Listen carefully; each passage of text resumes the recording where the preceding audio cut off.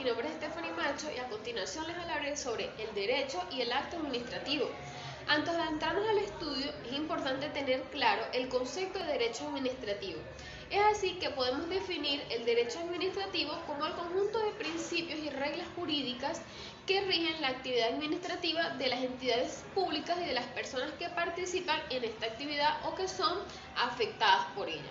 Por otro lado, es importante destacar que las leyes administrativas se encuentran establecidas para regir el funcionamiento tanto de las organizaciones administrativas como para la de los particulares que participan en las relaciones de la administración pública. Existe una jurisdicción específica para tratar este ámbito.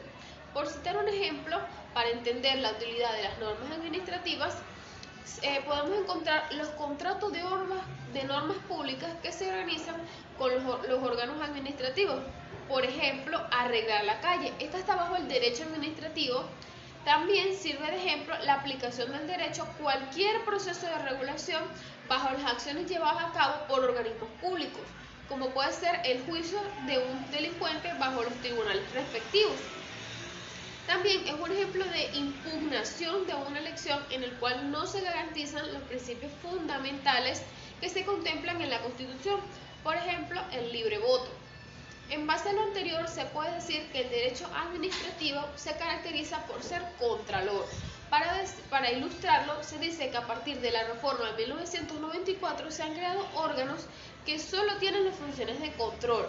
Por ejemplo, el cargo de Auditoría General de la Nación, Defensor del Pueblo, etc. Otros organismos ejercen funciones de control, por ejemplo, la Delegación del Poder Estatal. Estos organismos tienen un poder de policía que es una función administrativa. De igual forma, el derecho administrativo es común, es decir, que el derecho, al igual que el derecho civil, es igual en todas las actividades municipales, tributarias, etc. Y sus principios son aplicables a todas estas materias. Asimismo, esta rama se caracteriza por ser autónoma, es decir, que el derecho tiene sus propios principios generales y que ésta se autoabastece, es decir, que es un sistema jurídico autónomo paralelo al derecho privado. Finalmente, es local, es decir, que es un derecho de naturaleza local porque tiene que ver con la organización política de nuestro país, es decir, que habrá un derecho administrativo provincial y un derecho administrativo nacional. Por otro lado, podemos clasificar los tipos de derecho administrativo en derecho administrativo orgánico. Este es el encargado del estudio de las ramas y las formas y principios de la organización tributaria, así como el derecho administrativo funcional.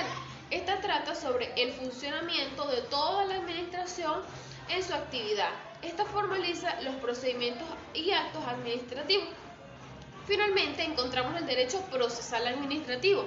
Este hace referencia a las normas sobre el control y la administración y jurisdicción revisora de su actuación. De igual forma, el acto administrativo se puede decir que es una decisión autoridad administrativa durante el ejercicio de sus funciones, siendo aplicable a un grupo determinado e indeterminado de personas, a una autoridad pública y que afecta los derechos, deberes e intereses de los particulares de las entidades públicas.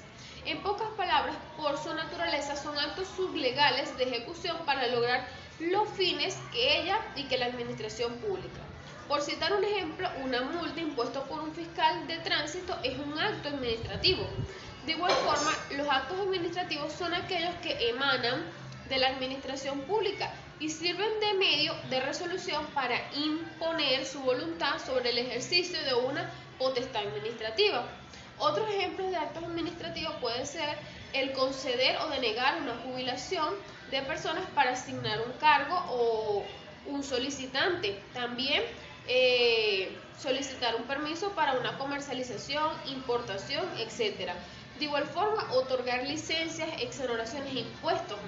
Existe una serie de elementos y características que entre ellos se puede decir. En primer lugar, se dice que es cuasi judicial y resulta directamente ejecutable, es decir, de igual forma que los objetivos, esta suele medirse sobre un procedimiento administrativo. De esta forma se trata de evitar la arbitrariedad en la actuación administrativa. Es importante destacar que la ley determinará en cada paso el órgano competente que realice la actuación administrativa y este órgano tendrá que cumplir ciertos organismos como la imparcialidad y la capacidad en obrar. De no ser así, el acto podría ser impugnado. Con referencia a la clasificación de los actos administrativos, aunque existen múltiples clasificaciones para estos actos, vamos a analizar los siguientes: los actos favorables y los actos también conocidos como declarativos. Estos amplían el derecho de los intereses, por decir, la concesión de una subvención. Seguidamente encontramos los actos expresos y los actos tácticos. Los actos expresos son los explícitos. La administración tiene la obligación de dar la resolución. No obstante, se crea la categoría de los presuntos o los tácitos para los que los casos de silencio administrativo pueden obtener los actos referidos. Los actos administrativos son los que no causan estado, los actos firmes o consentidos y actos confirmatorios. Finalmente se encuentran los actos discrecionales, estos actos en que el órgano administrativo competente tendrá la libertad de actuar a su discrecionalidad.